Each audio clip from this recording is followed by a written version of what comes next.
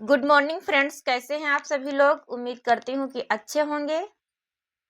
हमारा टॉपिक है वर्णमाला।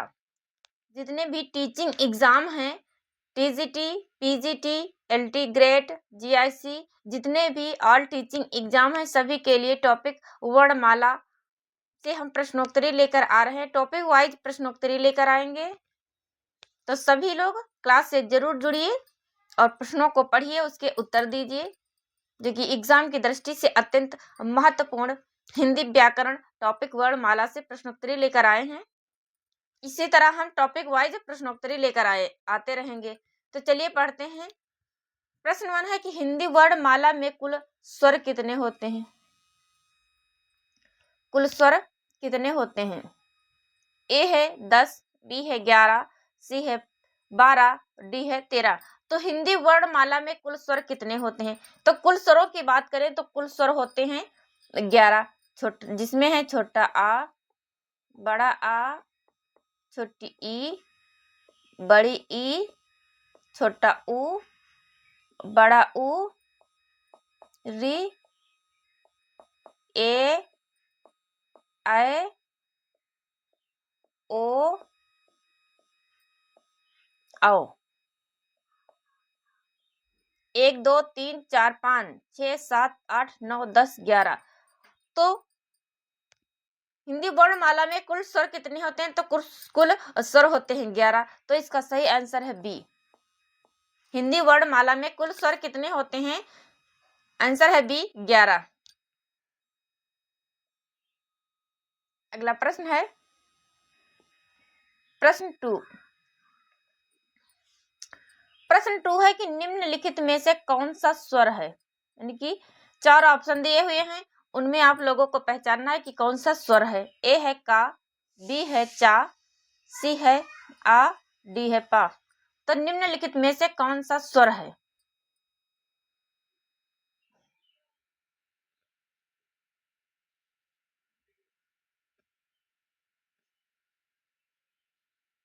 निम्नलिखित में से कौन सा स्वर है।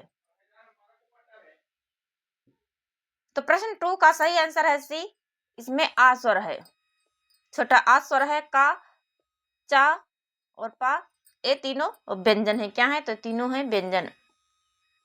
व्यंजन। प्रश्न 3 है बड़ा आ किस स्वर का दीर्घ रूप है। ए है छोटी ई, बी है छोटा आ, सी है छोटा ऊ, डी है री। तो बड़ा आ किस स्वर का दीर्घ रूप है।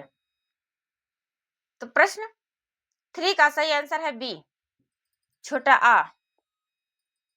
छोटा आ बड़ा आ किस स्वर का दीर्घ रूप है। तो प्रश्न 3 का सही आंसर है बी, छोटा आ। छोटा आ का बड़ा आ स्वर दीर्घ रूप है। प्रश्न 4 है प्रश्न 4 है कि हिंदी वर्णमाला में कुल व्यंजन कितने होते हैं। कुल व्यंजन कितने हैं। हिंदी वर्णमाला में कुल व्यंजन कितने हैं। ए है 30, बी है 31, सी है 33, डी है 35। प्रश्न 4 हिंदी वर्णमाला में कुल व्यंजन कितने हैं। तो इसका सही आंसर है सी, 33। कुल व्यंजनों की बात करें तो कुल व्यंजन है 33। चलिए बढ़ते हैं अगले प्रश्न की तरफ। अगला प्रश्न है प्रश्न 5। प्रश्न 5 है कि निम्नलिखित में से कौन सा व्यंजन है। ए है ए, बी है ओ, सी है मा, डी है ओ। तो कौन सा व्यंजन है पूछ रहा है। प्रश्न 5 पढ़िए और उनके व्यंजन, कौन सा व्यंजन है बताइए। प्रश्न 5 ए स्वर है, बी ओ ए भी स्वर है, डी ओ ए भी क्या है। तो ए भी स्वर है। व्यंजन है तो इसका सही आंसर है सी, मा व्यंजन है।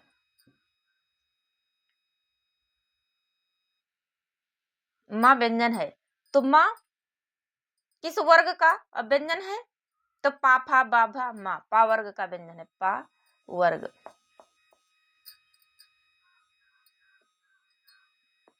पा वर्ग का व्यंजन है। बढ़ते हैं अगले प्रश्न की तरफ। अगला प्रश्न है प्रश्न 6। का खा गा घा किस वर्ग के व्यंजन है?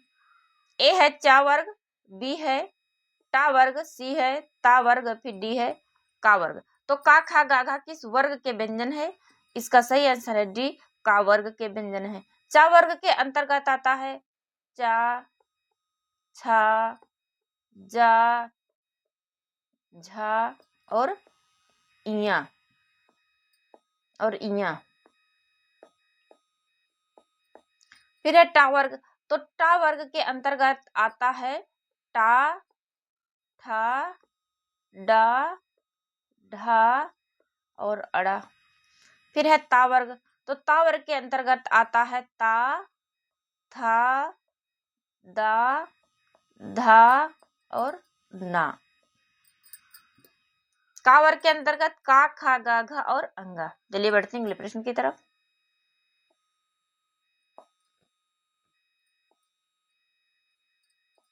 आप लोग क्लास देखते रहिए निरंतर, जो कि एग्जाम के प्रश्न यहीं से पूछे जाते हैं। प्रश्न 7 है कि अंगा किस वर्ग का व्यंजन है?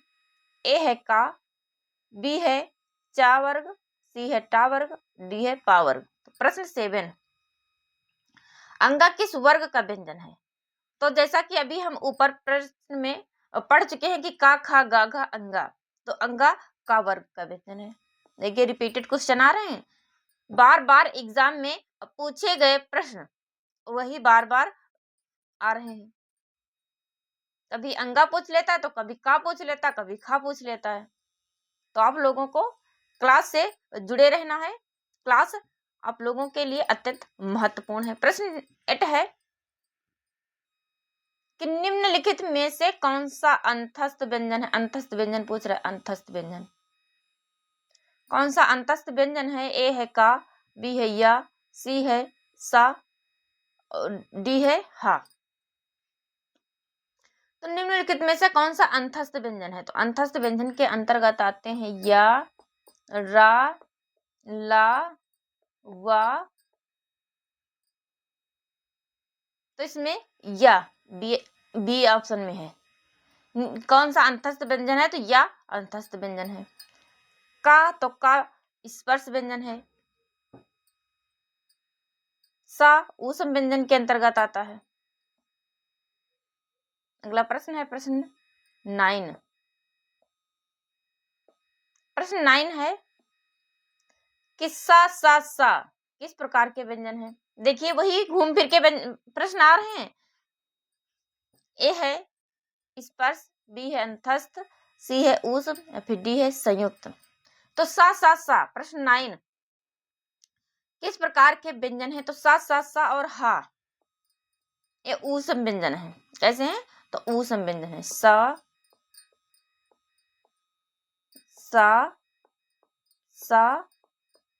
और हा ये कैसे व्यंजन है? तो ऊष्म व्यंजन है।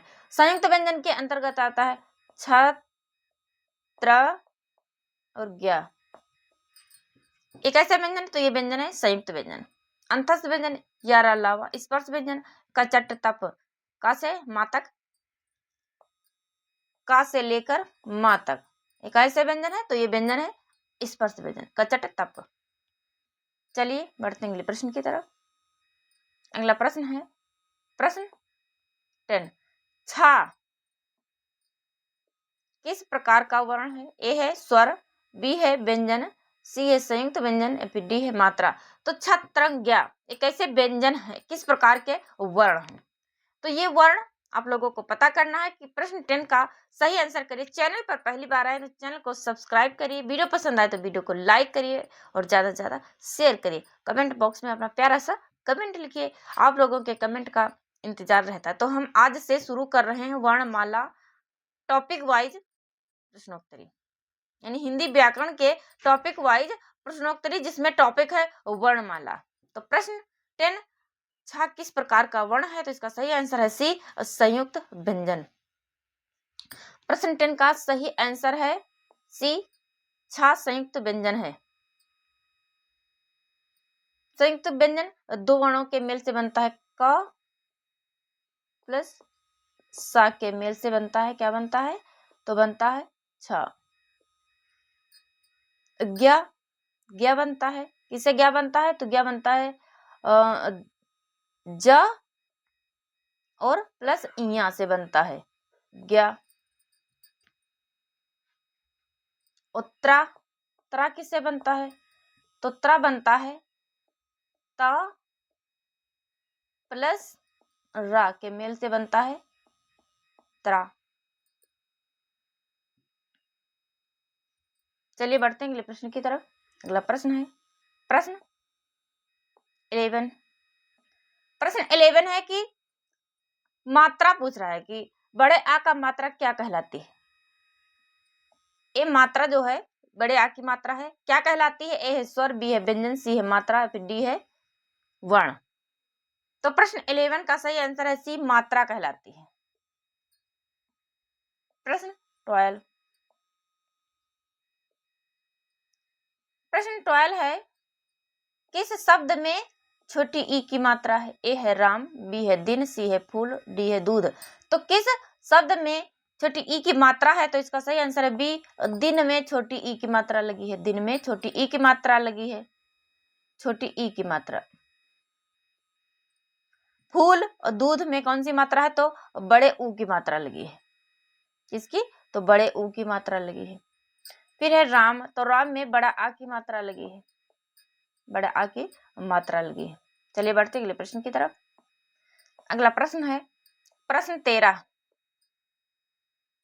प्रश्न 13 है कि अंक को क्या कहते हैं? ए है विसर्ग, बी है अनुस्वार, सी है चंद्र बिंदु, डी है हलंत। तो अंक को क्या कहते हैं? प्रश्न 13 अंक को क्या कहते हैं? तो इसका सही आंसर है बी, अनुस्वार। अंग और आह को क्या कहते हैं? अंग और आह को क्या कहते हैं? तो इसको कहते हैं अनुस्वार। बढ़ते हैं अगले प्रश्न की तरफ। अगला प्रश्न है प्रश्न 14, यानी कि प्रश्न 14 है कि विसर्ग एक क्या है? तो एक विसर्ग है। विसर्ग चिन्ह को क्या कहते हैं? ए है अनुस्वार, बी है चंद्र बिंदु, सी है विसर्ग, फिर डी है मात्रा। तो चंद्र बिंदु, एक चंद्र बिंदु की बिंदी है। चार मात्रा, जैसे हम आंख लिखेंगे तो आंख के ऊपर चंद्र बिंदु लगती है, चंद्र बिंदु। तो प्रश्न 14 का सही आंसर है सी, विसर्ग कहेंगे। क्या कहेंगे? तो विसर्ग। जैसे अतः लिखा है तो इसमें ये जो बिंदी लगी है तो ये विसर्ग की बिंदी है, अतः। तो प्रश्न 14 का सही आंसर है सी, विसर्ग। अगला प्रश्न है प्रश्न 15। प्रश्न 15 है कि हिंदी वर्णमाला का पहला स्वर कौन सा है? ए है बड़ा आ, बी है छोटी ई, सी है छोटा आ, डी है छोटा ओ। तो हिंदी वर्णमाला का पहला स्वर कौन सा है? प्रश्न 15 का सही आंसर करिए आप लोग। प्रश्न 15 का सही आंसर, इसका सही आंसर है सी, यानी कि हिंदी वर्णमाला का पहला स्वर कौन सा है? तो छोटा आ पहला स्वर आएगा, छोटा आ, इसके बाद आएगा बड़ा आ, फिर आएगा छोटी ई, इसके बाद आएगा बड़ी ई, फिर आएगा छोटा ऊ, फिर आएगा बड़ा ऊ, फिर आएगा री, इसके बाद आएगा ए, फिर आएगा ए, फिर आएगा ओ, और इसके बाद आएगा औ। चलिए बढ़ते हैं अगले प्रश्न की तरफ। अगला प्रश्न है प्रश्न 16। तो प्रश्न 16 कह रहा है कि केवल मुंह से बोले जाने वाले सस्वर वर्णों को क्या कहते हैं? ए है निरनुनासिक, बी है विसर्ग, सी है अनुनासिक, फिर डी है अनुस्वार। तो प्रश्न 16 का सही आंसर, केवल मुंह से बोले जाने वाले सस्वर वर्णों को क्या कहते हैं? तो इसका सही आंसर है ए, निरनुनासिक कहते हैं। क्या कहते हैं? तो निरनुनासिक कहते हैं। जितने भी एग्जाम है जिसमें वर्णमाला पूछा जाता है, यानी कि हिंदी व्याकरण पूछी जाती है, सभी एग्जाम के लिए अत्यंत महत्वपूर्ण प्रश्नों को हम लेकर आ रहे हैं जो कि एग्जाम में पूछे गए हैं और बार बार पूछे जाने की संभावना। आप लोग क्लास को जरूर देखिए। तो प्रश्न 17 है कि निम्नलिखित में से असत्य कथन, असत्य कथन की पहचान कीजिए। आप लोगों को असत्य कथन की पहचान करना है। ए है सभी विसर्ग सघोष होते हैं, बी है समस्त स्वर घोष ध्वनियां हैं, और सी है व्यंजन वर्गों के पहले और दूसरे व्यंजन अघोष हैं। डी है व्यंजन वर्णों के तीसरे, चौथे और पांचवे व्यंजन सघोष हैं। तो निम्नलिखित में से असत्य कथन की पहचान कीजिए। इसका सही आंसर है ए, सभी विसर्ग सघोष हैं। ये असत्य है। क्या है? तो असत्य। समस्त स्वर घोष ध्वनियां है, ये सही है। फिर है व्यंजन वर्गों के पहले और दूसरे व्यंजन अघोष हैं, ये भी ठीक है। यानी कि व्यंजन वर्गों के, जैसे का खा गा घा लिखा है, इसमें व्यंजन वर्गों के पहले और दूसरा, पहला और दूसरा क्या है? तो ये अघोष ध्वनियां। पहला दूसरा अघोष ध्वनियां है, तीसरा चौथा पांचवा सघोष ध्वनियां है। व्यंजन वर्णों के तीसरे, चौथे और पांचवे व्यंजन सघोष हैं, ये भी ठीक है। तो इसका सही आंसर है ए, सभी विसर्ग सघोष हैं। असत्य पूछ रहा है, असत्य। प्रश्न 18 है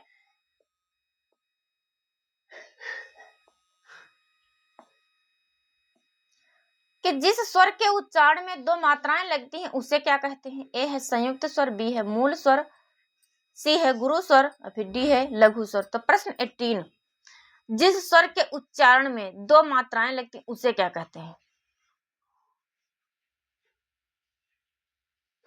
तो प्रश्न 18 का सही आंसर है सी, गुरु स्वर कहते हैं। क्या कहते हैं? तो गुरु स्वर कहते हैं। जिस स्वर के उच्चारण यानी जिस स्वर के बोलने में दो मात्राएं लगती हैं तो उसे क्या कहते हैं? तो गुरु स्वर कहते हैं। चलिए बढ़ते हैं अगले प्रश्न की तरफ। अगला प्रश्न है प्रश्न 19। प्रश्न 19 है कि वर्णों को क्रम पूर्वक अलग करना कहलाता है। वर्णों को क्रम पूर्वक अलग करना कहलाता है। ए है वर्ण क्रम, बी है व्यंजन क्रम, सी है संधि विच्छेद और फिर डी है वर्ण विच्छेद। तो वर्णों को क्रम पूर्वक अलग करना कहलाता है। प्रश्न 19 का सही आंसर करिए। तो प्रश्न 19 का सही आंसर है डी, वर्ण विच्छेद। क्या कहते हैं? तो वर्णों को क्रम पूर्वक अलग करना कहलाता है वर्ण विच्छेद, यानी वर्णों को अलग करना। जैसे कमल लिखा है, अब इसको आप लोगों को विच्छेद करना है तो क्या लिखेंगे? तो क प्लस म प्लस ला, ये क्या कहलाएगा? तो वर्ण विच्छेद। चलिए बढ़ते हैं अगले प्रश्न की तरफ। अगला प्रश्न है प्रश्न 20।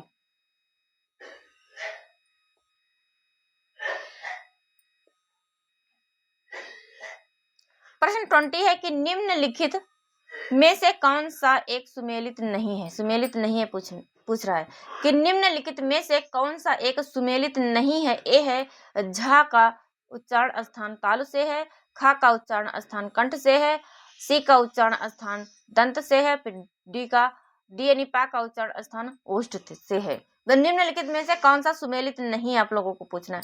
तो च छ ज झ, च छ ज